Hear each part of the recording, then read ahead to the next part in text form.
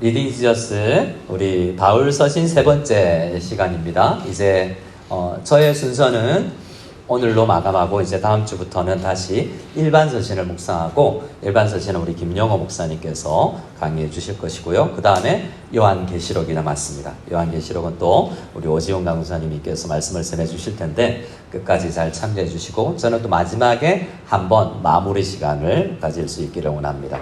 끝까지 성경을 읽어나가는 일에 은혜가 있기를 원합니다. 자, 오늘은 바울 서신 세 번째 시간으로 우리 모든 서신을 다 다루진 않고 오늘은 데살로니가 전서, 후서, 또 디모데 전서, 후서 이렇게 네 권의 성경의 개관을 함께 나갈 수 있기를 원합니다. 우리 먼저 데살로니가 전서 2장 2절 말씀을 한 목소리로 같이 읽겠습니다. 데살로니가 전서 2장 2절 말씀입니다. 같이 읽겠습니다. 너희가 아는 바와 같이 우리가 먼저 빌립보에서 고난과 능욕을 당하였으나 우리 하나님을 힘입어 많은 싸움 중에 하나님의 복음을 너희에게 전하였노라. 아멘. 데살로니가 교회에게 보낸 편지 중에 첫 번째 편지죠.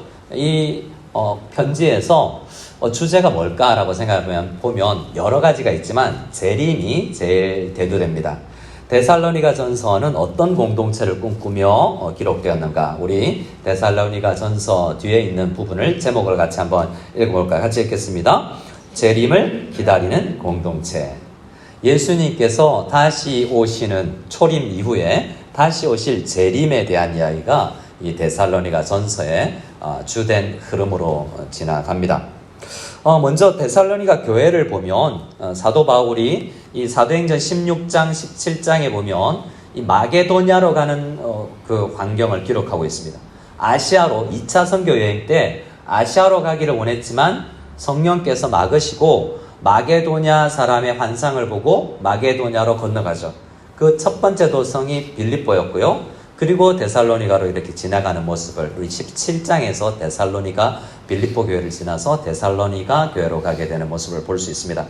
그래서 우리가 먼저 빌립보에서 사역을 했는데 빌립보에서 어떤 일을 당했다고 이야기하냐면 고난과 능욕을 받으면서 사도 바울은 거기서 매맞고 감옥에 갇혔었어요. 그래서 밤중에 신라와 함께 찬양하고 기도했던 그런 일이 있었지 않습니까? 그리고 데살로니가에 가서도 이렇게 수위를 거하면서 교회를 세워나갔던 것을 보게 됩니다. 그렇게 개척된 교회예요.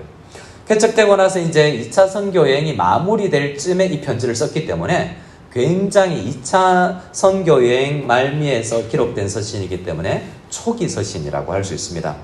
근데 초기에 이 신앙인들이 데살로니가 교회 성도님들이 굉장히 관심을 가진 것이 예수님 언제 오시지? 이 생각이었다는 거죠. 여러분 우리도 예수님 다시 오실 날을 기다리고 있습니까? 한때 강남에서는 이대로 쭉 예수님 많아도 좋다 뭐 이런 이야기가 있었기도 했고 우리 중고등부 아이들이 시험을 마주할 때나 시험 다가오는데 이게 어떡하지? 라는 마음을 가질 때 벗어나는 유일한 길이 있다라는 이야기를 할 때 예수님 다시 오시면 시험 안 쳐도 된다라는 이야기로 위안이 될까? 아니요, 그건 또 아닌데요. 저는 시험 치고 대학도 누리고 싶고 이런 생각도 할지도 모르겠습니다. 근데 이 데살로니가 교회는 예수님이 다시 오시는 것을 굉장히 기다렸고 그것을 강조하는 내용이 있습니다. 우리 1장 10절을 한번 볼까요? 1장 10절을 같이 읽어보겠습니다. 시작.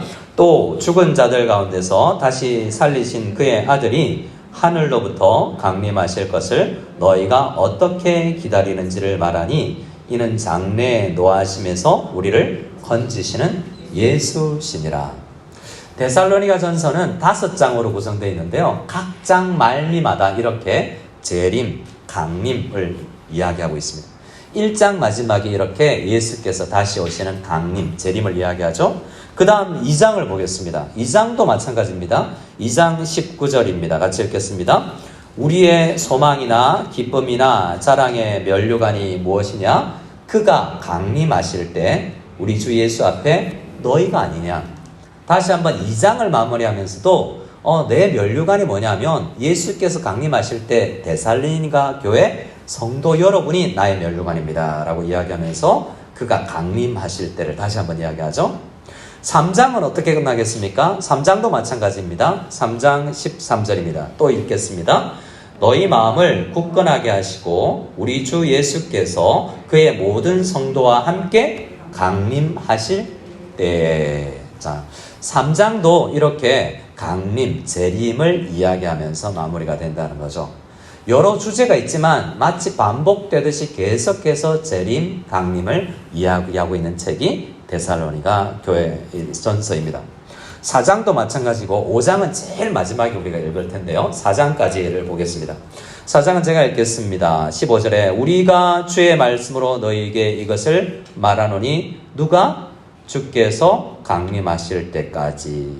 또 16절에도 주께서 호령과 천사장의 소리와 하나님의 나팔 소리로 친히 하늘로부터 강림하시리니.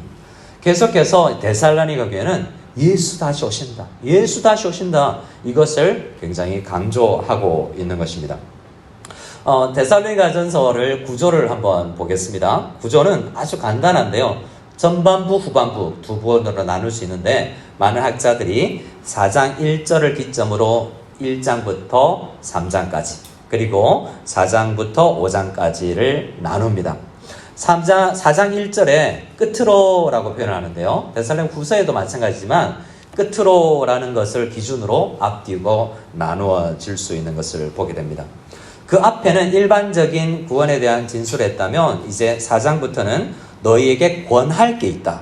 또 권면할 게 있다. 어떻게 살아야 하는지를 이야기하겠다라는 것으로 4장, 5장을 이야기하는 것을 볼 수 있습니다. 그래서 교회에 주는 진술적인 내용, 그 후반부에는 교회에 주는 권면의 내용, 이렇게 사는 것이 맞습니다라고 해서 한편의 설교의 형태로 기록되어 있는 것이 데살로니가 전서입니다.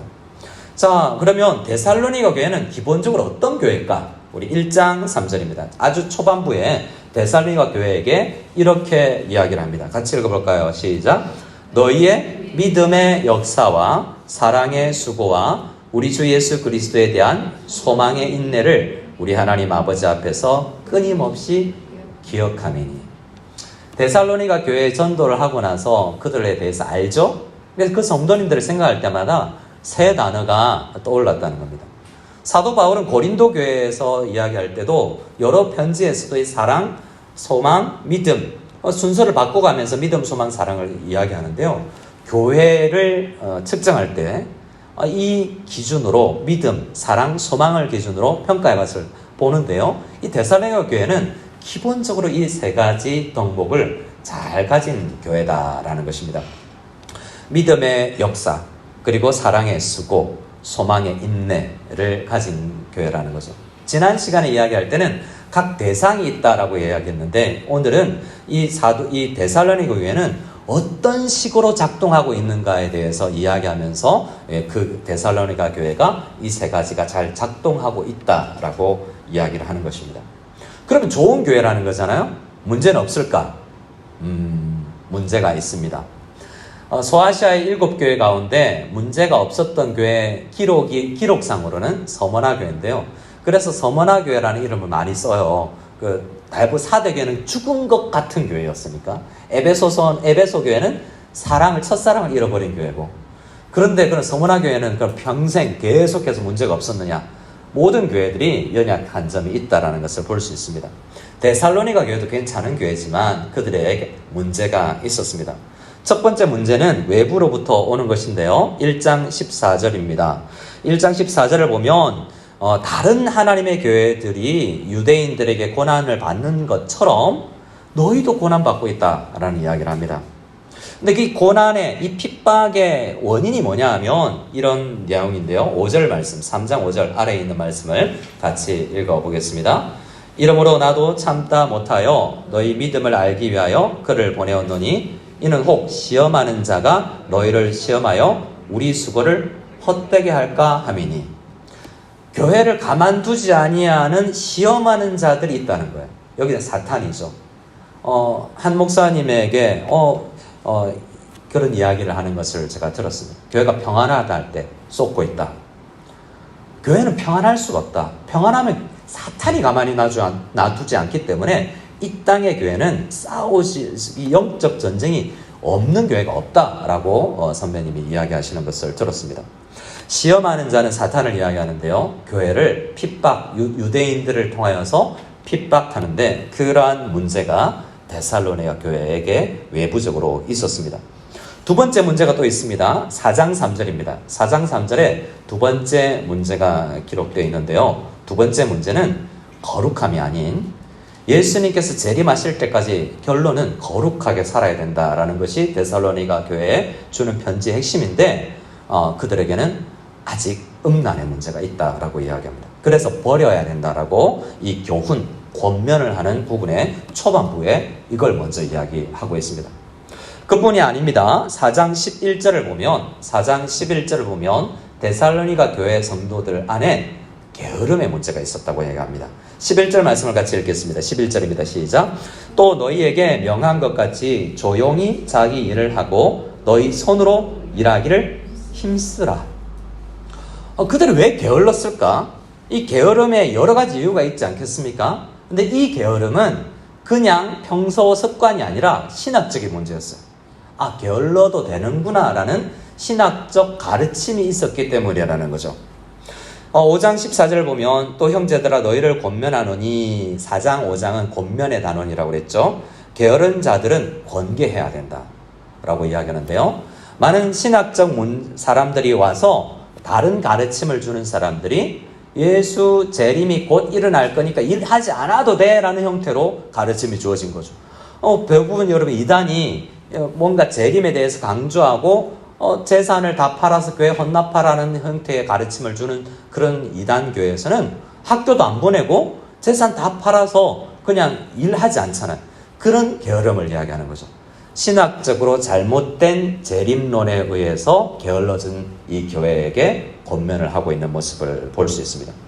그럼 이 문제들 어떻게 해결해 나갈까? 외부적 핍박과 또한 이 사탄의 움직이는 것들, 또 우리가 보았던 이 부도덕함과 또 이런 이 신학적인 문제에 의해서 발생되는 문제를 어떻게 해결해야 될까? 사도 바울은 몇 가지로 우리에게 해답을 제시합니다. 1장에 직접적인 해답을 시작하기 전에 이미 이렇게 이야기하고 있습니다. 1장 6절 말씀을 같이 읽겠습니다. 또 너희는 많은 환난 가운데서 성령의 기쁨으로 말씀을 받아 우리와 주를 본받는 자가 되었으니, 이미 예수님이 어떤 분인 줄 알고 사도들의 본을 받아서 예수를 믿기 시작했으니 지속적으로 그 본을 이어가라 라는 말씀인 거죠. 또 2장 14절에는 이렇게 이야기합니다. 같이 또 이 파란 글씨까지 읽겠습니다. 시작.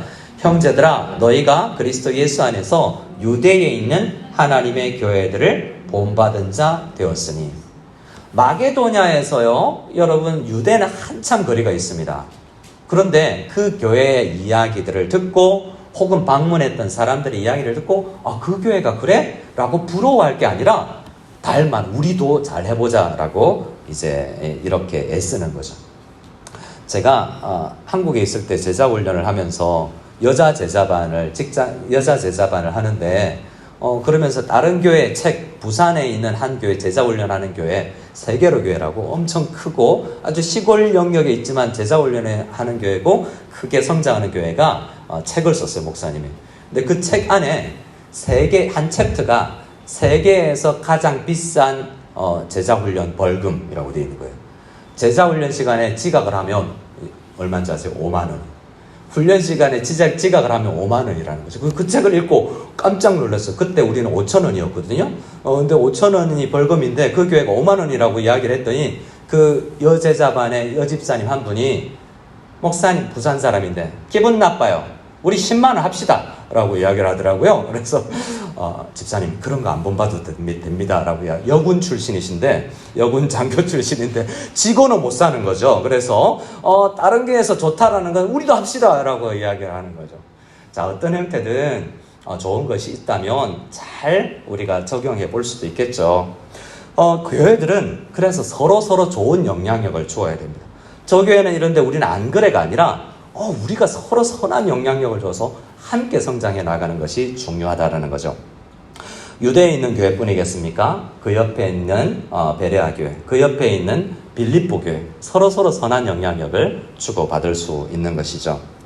자, 그리고 나서 또 이제 신학적으로 제시하는 것이 있습니다. 1장으로 다시 가서 1장 9절입니다. 1장 9절부터 이제 신학적으로 중요한 것은 사도 바울이 해법으로 제시하는 이 네 권의 데살로니가 전후서, 디모데 전후서에서 계속 강조하는 것은 삼위일체 하나님이에요. 하나님을 알아가야 되는데 하나님은 삼위일체시다. 성부 하나님, 성자 예수님, 성령 하나님께서 어떻게 행하셨는지를 잘 묵상할 수 있도록 곳곳에 하나님이 어떤 분인지를 기록하고 있습니다. 우리가 큐티를 할 때도 제일 먼저 찾아야 되는 것이, 여러분 매일 성경을 보면 매일 성경의 이 묵상법에서 제일 먼저 발견하는 것은 첫 번째 질문에 세설에 보면 하나님은 누구십니까? 예요. 오늘 본문에서 나한테 먼저 적용할 걸 찾는 게 아니라 오늘 본문에서 말씀하시는 하나님은 어떤 분이지? 이걸 찾아야 된다는 거죠. 자, 문제가 있을 때 문제를 보는 것이 아니라 하나님이 어떤 분이신지를 발견해야 우리가 문제를 뛰어넘을 수 있다는 것이죠. 그럼 데살로니가 전서에서 나타난 하나님은 어떤 하나님이신가? 몇 가지 이야기가 있습니다. 첫 번째, 우리 빨간 글씨만 같이 읽어보겠습니다. 1장 9절에 빨간 글씨입니다. 시작. 살아계시고 참되신 하나님. 우리 하나님은 살아계시고 참되시다는 거죠. 지금도 역사하고 계시는 하나님이라는 것을 묵상해야 된다는 것입니다. 그리고요, 하나님은 어떤 분이냐면 1장 4절에서, 자, 우리 빨간 글씨만 읽겠습니다. 시작. 너희를 택하신. 사도 바울만 택한 게 아니라 우리를 다 택해서 때가 되어서 불러주신 하나님. 그런 하나님을 알아야 된다라는 것입니다. 또 어떤 하나님이냐? 2장 12절입니다. 2장 12절 말씀, 우리 또 빨간 글씨 어떤 하나님인지 같이 읽겠습니다. 시작. 너희를 부르사 자기 나라와 영광에 이르게 하시는 하나님. 자, 우리가 중간에 포기할 수 없는 것은, 조금 전에 우리 김영호 목사님께서 찬양 인도하시면서 간증의 멘트를 하시는 것처럼 광야 이스라엘 백성들이 연약하고 넘어져요. 하지만 그들을 이끌어 가시는 분이 하나님이라는 거죠. 출애굽기에 이미 출애굽을 하면서 내가 너희를 끄집어내어서 광야로 이끌어내서 가나안 땅에 데려가려 하노라 라는 말씀, 아브라함에게 약속하신 그 말씀을 지키려고 하는 신실하신 하나님이 우리도 불러내어서 우리도 이끌어 가서 어디까지? 자기 나라와 영광에 이르게 하실 하나님이라는 거죠. 그래서 우리가 이 광야 같은 인생을 살아가는 교회들이 이 문제를, 해법을 가지는 것은 우리 하나님이 우리를 이끌어 가신다라는 생각을 묵상해 나가야 된다라는 것입니다. 그리고요, 또 오늘 중요한 것은 데살로니가서 4장에서 문제 해법은 참된 재림 신학을 가지라는 거예요. 참된 재림, 잘못된 재림 신앙을 가지니 잘못 게을러졌는데 참된 신앙을 가지면 더 열심히 일해야 된다라는 것을 이야기합니다. 자, 이 재림을 묵상하라는 것은 매장에 있는데요. 매장에 있는 이야기지만 이 4장에서는 재림 때 어떤 순서로 올 것인가, 어떤 모양일 것인가에 대해서 이야기해주고 있습니다. 우리 16절 말씀을 같이 읽어볼까요? 16절입니다. 시작. 주께서 호령과 천사장의 소리와 하나님의 나팔 소리로 친히 하늘로부터 강림하시리니. 세 번의 이야기를 하는데요. 이 모습은 학자들은 로마 군대가 전쟁에 나와서 돌진할 때 어떤 순서로 되는가와 비슷하다라고 이야기를 해요. 첫 번째, 주께서 호령을 합니다. 가자라고 이야기하면 천사장이 이제 복창을 하죠. 우리 뭐 대통령이나 국군 통수권자가 뭐 부대 쉬어 이러면 앞에 있는 복창하는 사람이 뒤로 돌아서 전 부대 쉬어라고 하면 나머지 군인들이 이렇게 쉬는 것처럼, 그렇게 천사장의 소리가 또 복창이 있고 그 다음에 하나님의 나팔 소리가 울리는 형태로 천군 천사와 함께 이 땅에 오신다라는 것을 명확하게, 이게 분명히 이렇게 되어질 것이라는 것을 묵상하라라고 이야기합니다. 그리고 어떻게 우리가 그러면 재림을 하는데 어떤 자세를 가져야 되느냐, 이것이 데살로니가 전서에서 마무리되는 하나의 이야기입니다. 마지막 데살로니가 전서 9절 5장 4절부터를 함께 읽기를 원합니다. 오늘 데살로니가 전서에서 우리 함께 우리 5장 4절 말씀 같이 읽겠습니다. 시작. 형제들아, 너희는 어둠에 있지 아니하매 그 날이 도둑같이 너희에게 임하지 못하리니 너희는 다 빛의 아들이요 낮의 아들이라. 우리가 밤이나 어둠에 속하지 아니하나니 그러므로 우리는 다른 이들과 같이 자지 말고 오직 깨어 정신을 차릴지니라. 참된 재림신앙을 가지는 성도의 자세는 게을러지는 것이 아니라 내가 주님 올 때까지 나한테 주어진, 나를 불러주신 주님 앞에 어떻게 살아야 되지라고 깨어서 이를 찾는 자세가 필요하다라는 것입니다. 나머지는 좀 짧게 우리 확인하고 넘어가겠습니다. 2장의 PPT가 더 있는데요. 성령님 이야기도 합니다. 성부, 성자, 성령님을 계속 강조한다고 그랬죠. 두 번째는 이제 성령님입니다. 성령님의 인도하심을 받아야 되는데요. 6절 말씀을 읽어보겠습니다. 시작. 또 너희는 많은 환난 가운데서 성령의 기쁨으로 말씀을 받아 우리와 주를 본받은 자가 되었으니. 그냥 본받은 게 아니라고. 아까 이 말씀 읽었잖아요. 성령께서 너희 속에 말씀이 시작될 때부터 마음을 여신 분도 성령님이라는 거예요. 내가 믿은 것 같지만 내 마음을 바울이 말할 때 성령께서 그 마음을 열지 않으면 믿을 수도 없다라는 것이 사도 바울의 이야기예요. 이전에 빌립보 교회에 갔을 때 자주장수 루디아에게도 말씀을 전하네 성령께서 그의 마음을 여셨다라고 이야기하고 있습니다. 그 나의 마음의 마음의 문을 여신 성령님께서 여전히 나를 떠나지 아니하시고 나와 함께 계십니다. 그 성령님께 부탁해야 된다는 거죠. 자, 그것이 8절입니다. 8절 같이 읽겠습니다. 시작. 그러므로 저버리는 자는 사람을 저버림이 아니요 너희에게 그의 성령을 주신 하나님을 저버림이니라.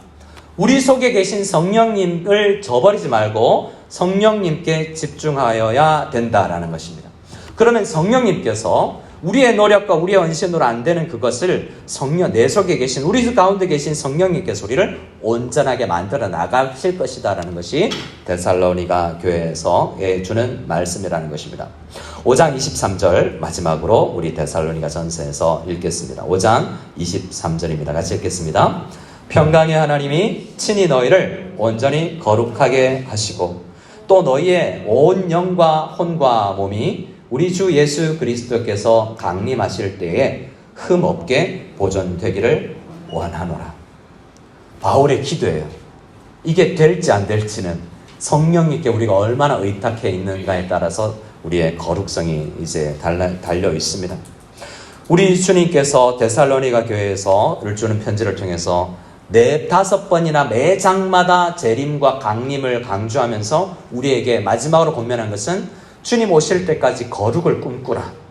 몸과 영과 혼, 전 존재가 하나님 앞에 거룩을 꿈꾸어야 한다라고 이야기를 하는 것입니다. 재림을 기다리는 공동체는 거룩을 꿈꾸는 공동체입니다. 우리 옆 사람에게 한 번만 권면하겠습니다. 우리 이렇게 권면하겠습니다. 거룩을 꿈꾸시기 바랍니다. 거룩을 꿈꾸시기 바랍니다. 네, 데살로니가 전서의 여러 문제가 거룩을 꿈꾸면서 성부, 성자, 성령 하나님께 집중하면서 우리가 이 거룩을 만들어 나가는 교회가 될 수 있기를 원합니다. 자, 이제 데살로니가 후서 이야기인데요. 한번 보겠습니다.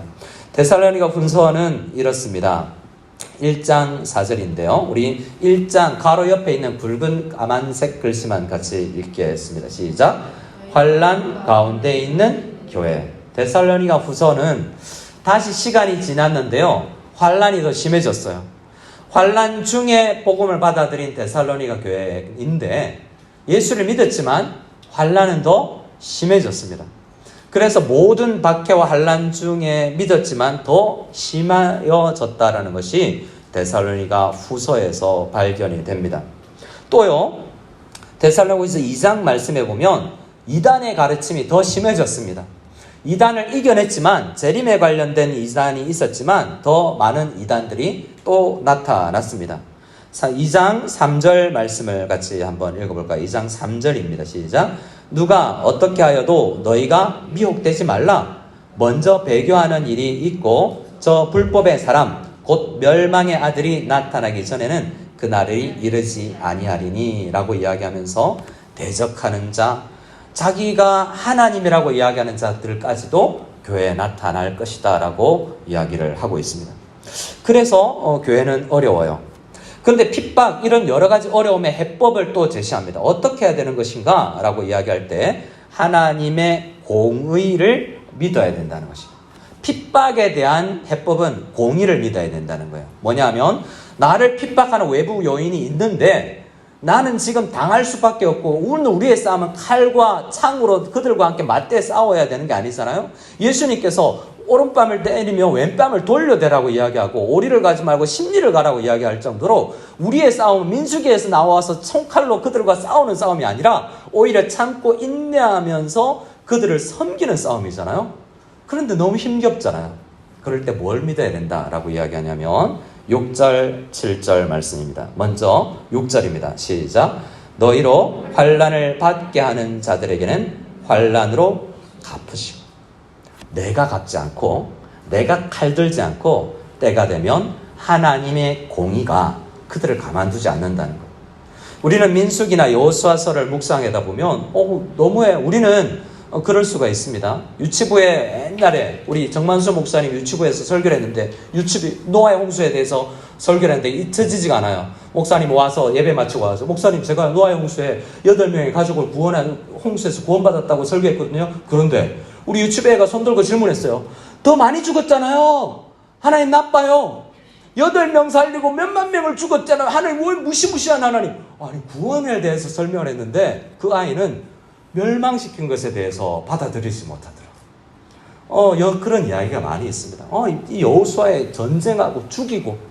근데 하나님이 계속해서 아모리와 모압이나 여러 나라를 이야기하면서 아직 죄가 차지 않았다라고 이야기합니다. 그래서 그 싸움은 어떤 거냐면요. 하나님께서 이스라엘을 심판의 대리자로 세우시는 거예요. 그들이 기분 나빠서 죽이는 게 아닙니다. 여러분, 사형이 있는 나라에서 사형 집행관을 여러분 살인자라고 이야기하겠습니까?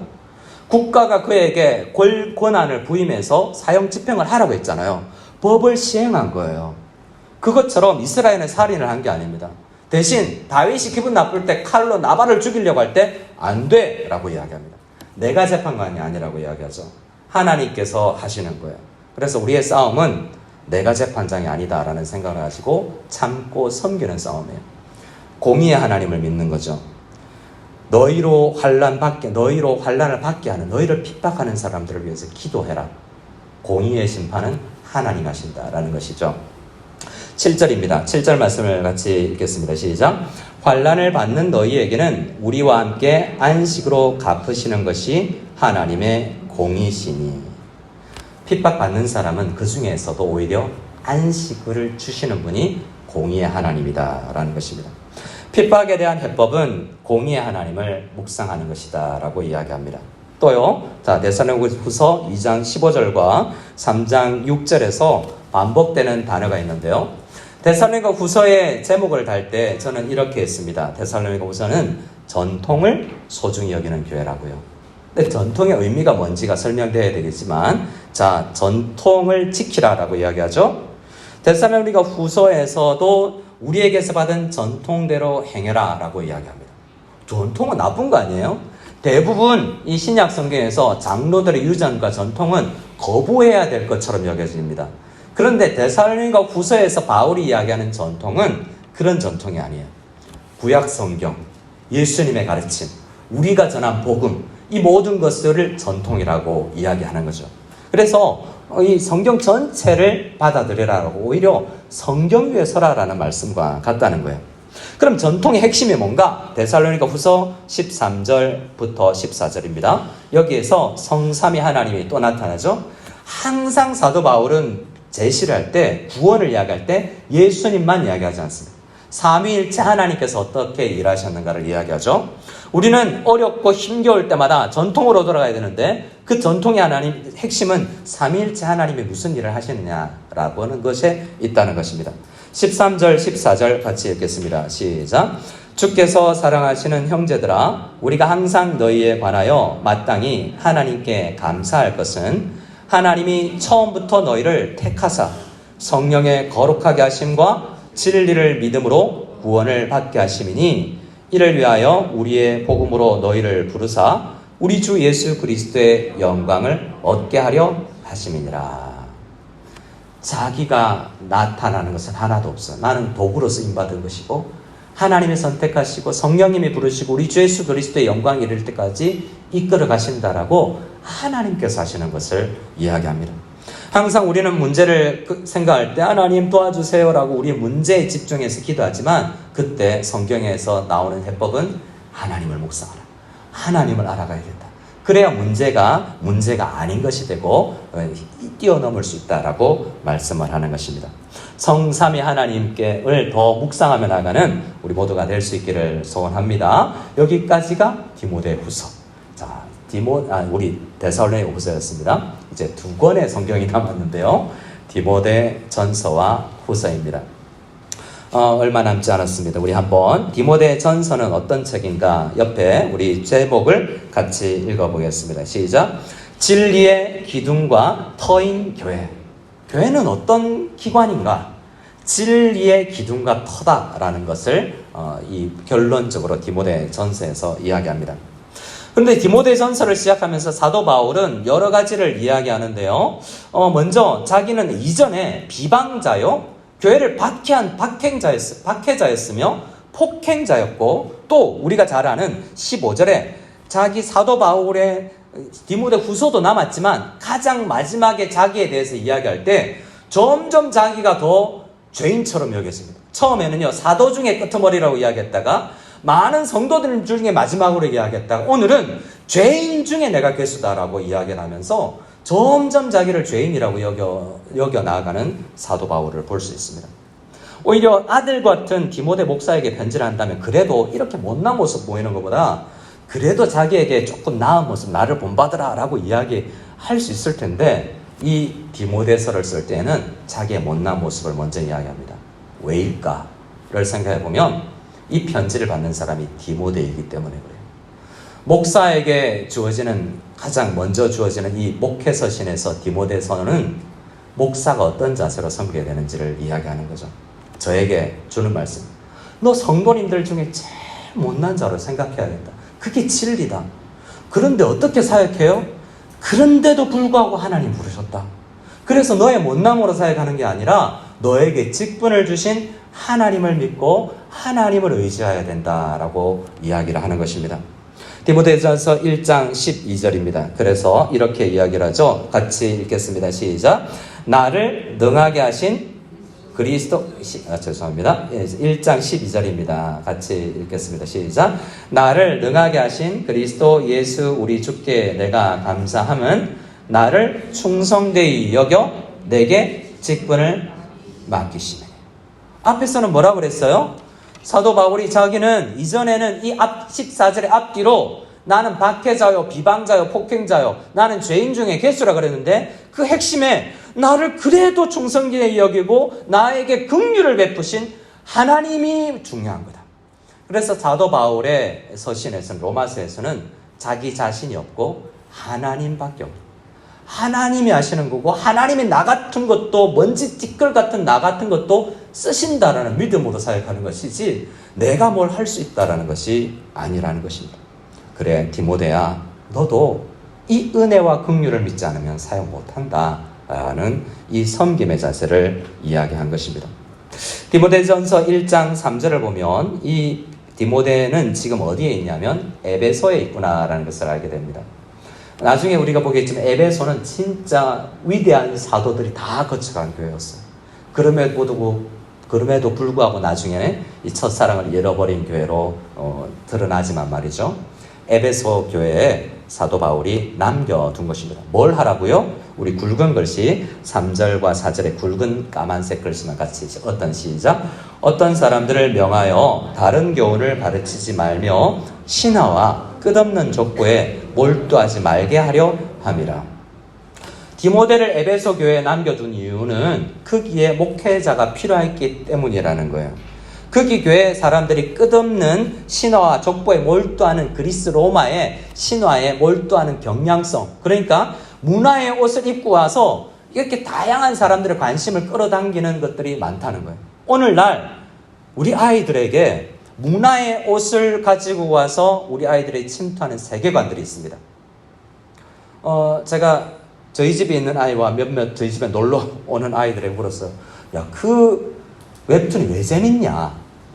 그 영화와 그 게임이 왜 재밌냐, 그 일본 만화책이 왜 재밌냐라고 물었을 때 그 아이들이 저한테 몇 가지 이야기한 게 있어요.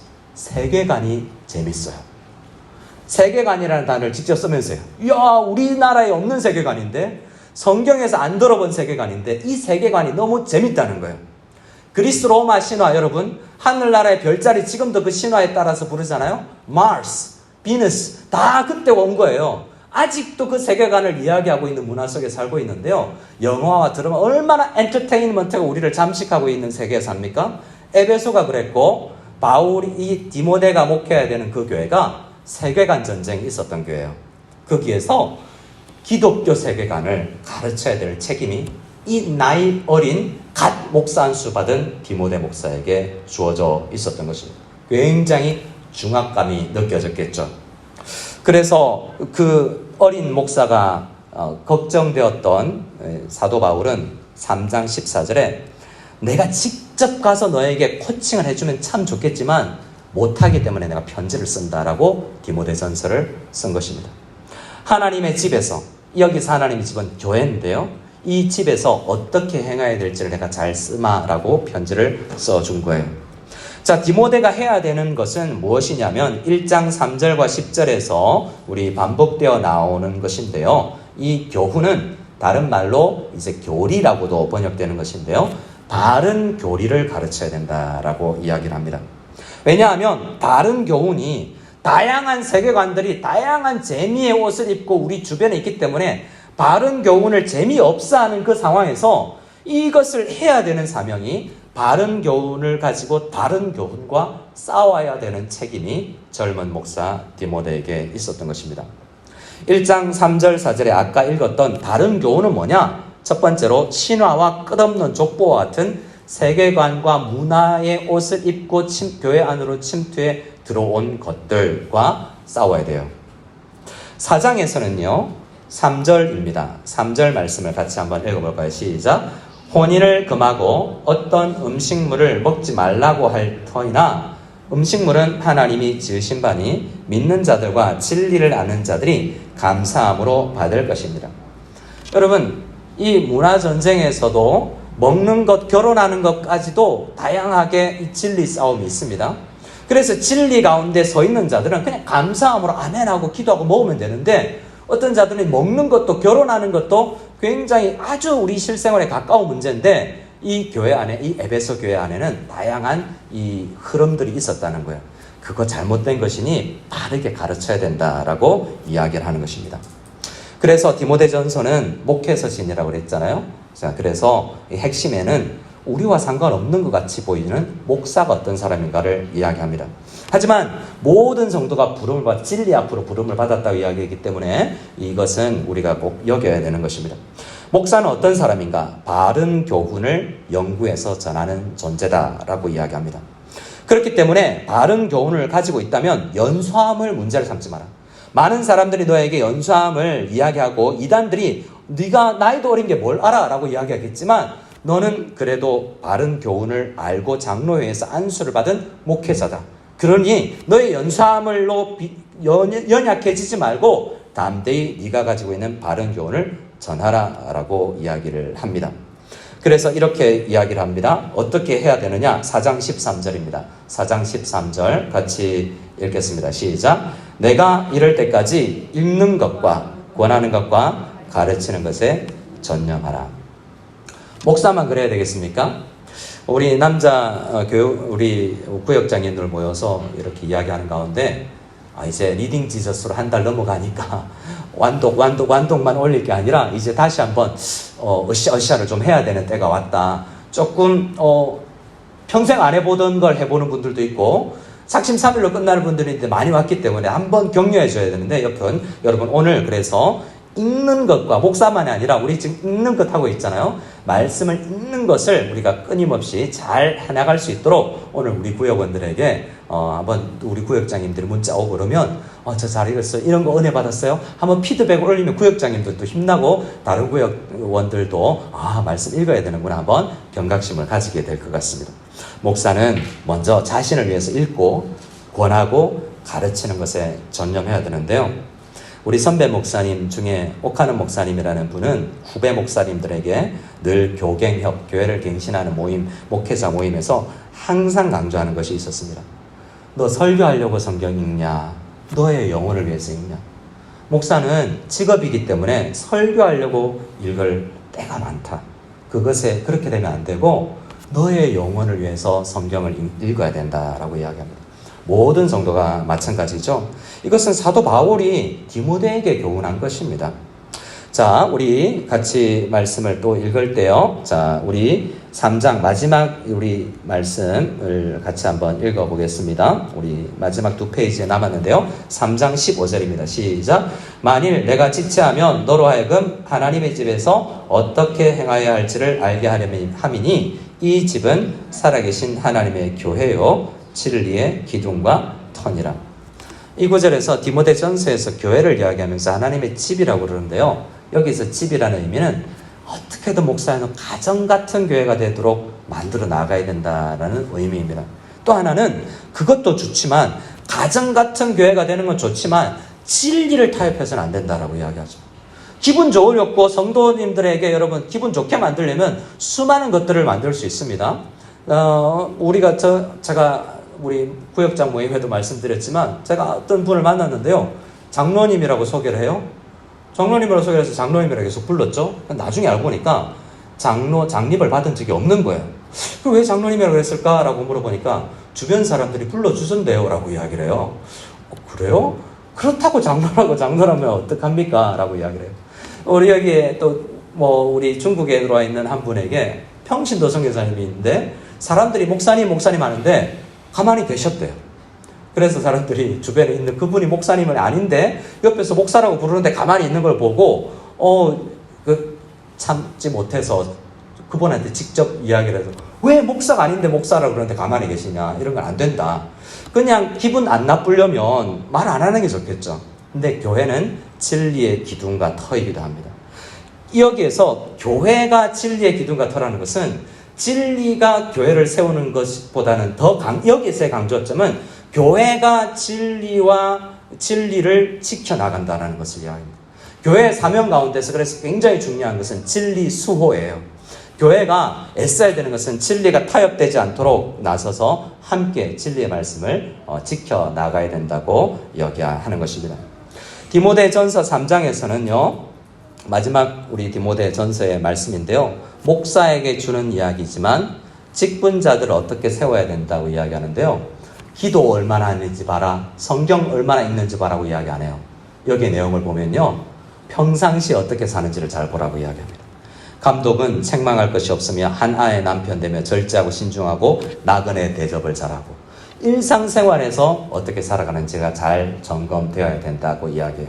미국에 있는 한 교회인데요. 진 게츠 목사님께서 목회하셨던 그 교회는 그래서 장로, 안수집사, 권사를 임직할 때 시험을 치지 않고 그 집 주변에 있는 분들에게 와서 설문조사를 한답니다.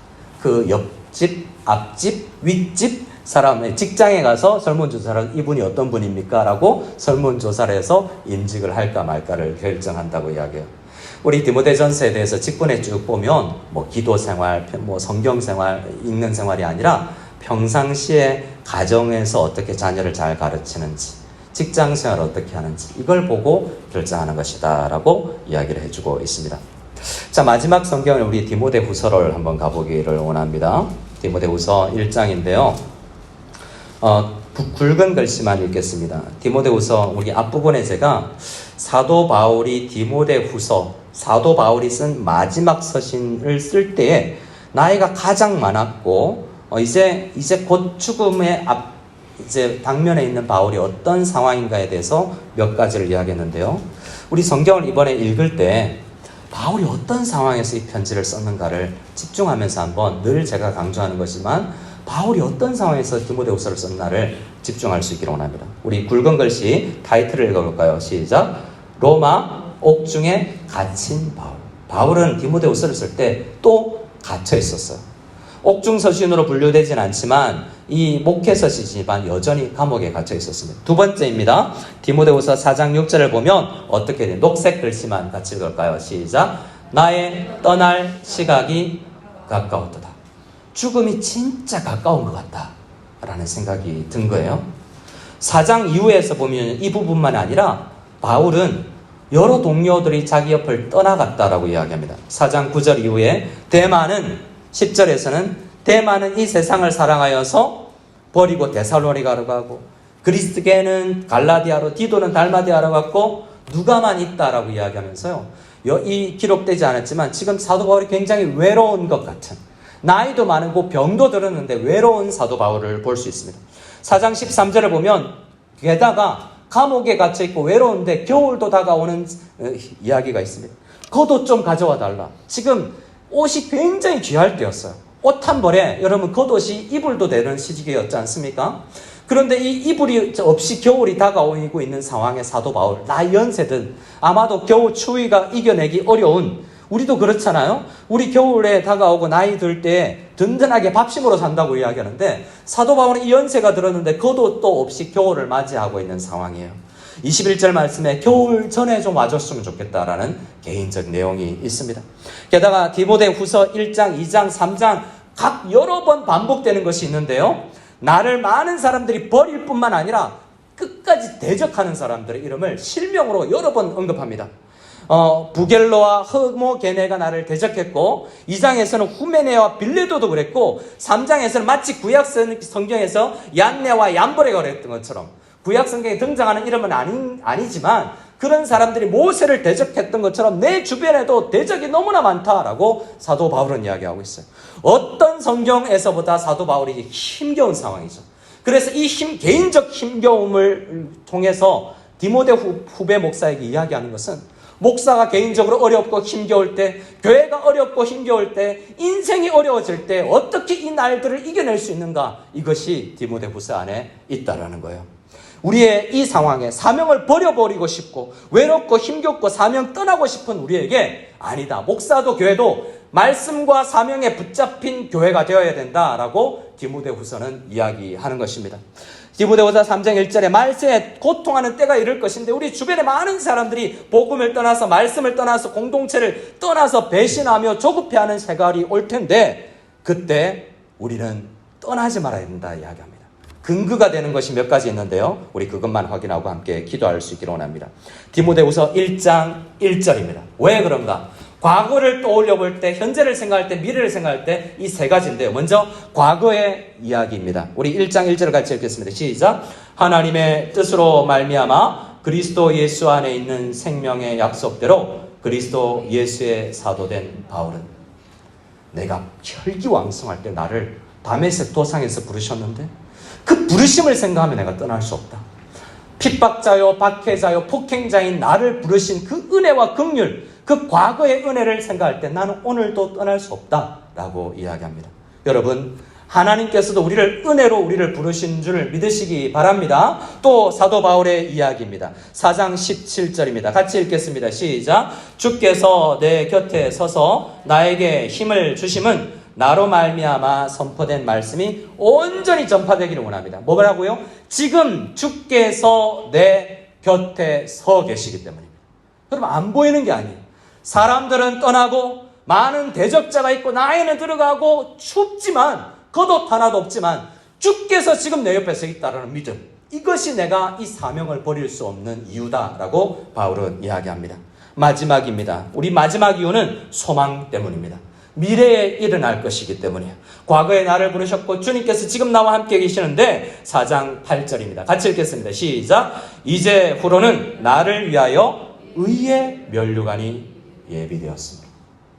과거를 보든 지금 현재를 보든 미래를 생각하든 나는 이 사명에서 떠날 수 없다라는 것이 우리 하나님의 사람들의 자세입니다. 제일 마지막 성경, 우리를 이렇게 붙드시는 과거, 미래, 현재를 확인하게 해주는 것이 성경이라고 이야기합니다. 우리 이 구절 읽고 함께 기도하겠습니다. 우리가 읽고 있는 성경이 우리의 모든 아픔과 고난과 어려움을 이겨내게 할 것이고 결국에는 우리를 아름다운 완성된 사람으로 만들어낼 것이라는 믿음을 가지고 우리 디모데후서 3장 15절에서 17절 같이 읽겠습니다. 시작. 또 어려서부터 성경을 알았나니 성경은 능히 너로 하여금 그리스도 예수 안에 있는 믿음으로 말미암아 구원에 이르는 지혜가 있게 하느니라. 모든 성경은 하나님의 감동으로 된 것으로 교훈과 책망과 바르게 함과 의로 교육하기에 유익하니 이는 하나님의 사람으로 온전하게 하며 모든 선한 일을 행할 능력을 갖추게 하려 함이라. 아멘. 오늘 우리가 읽고 있는 성경이 우리를 붙드는 것입니다. 내가 성경을 오늘 펴서 읽는 것 같지만 우리가 들었고 우리가 오늘 집에 가서 펼 성경이 나를 살린다라는 믿음을 가지고 주님 앞에 나아갈 수 있기를 원합니다. 이 시간 함께 기도하겠습니다. 아까 제일 처음에 불렀던 찬양이 하나님은 너를 만드신 분이라고 하는 찬양을 부르면서 참 은혜가 되었습니다. 내가 나를 만드는 게 아니라 성경이 나를 만들어 나가고 성경이 삼위일체 하나님께서 나를 만들어 나갈 것입니다. 지금 사도 바울이 마지막 서신 디모데후서를 생각하면서 함께 여러 책을 이야기했기 때문에 한 책만 생각하면서 좀 기도했으면 좋겠습니다.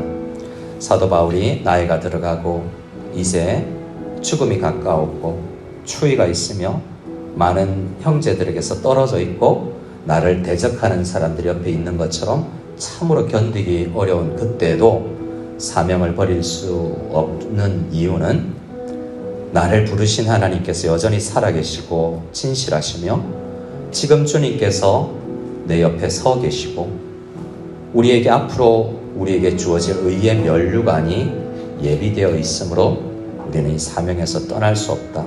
적어도 나는 떠날 수 없다라고 바울은 이야기하고 디모데 목사에게 이야기했습니다. 우리 시간 하나님 나도 주저앉고 싶고 떠나고 싶고 여러 가지 연약한 마음이 들 때에 말씀에서 내가 붙들림을 받게 도와주시옵소서. 성삼위 하나님이 나를 부르셨고 나를 지키시고 나와 함께 하신다는 분명히 믿음을 가지고 재림하실 예수님을 맞이할 때까지 거룩하게 사명을 찾아서 살아갈 수 있는 우리들 다 되게 해달라고 이 시간 함께 기도하며 나가기를 소원합니다.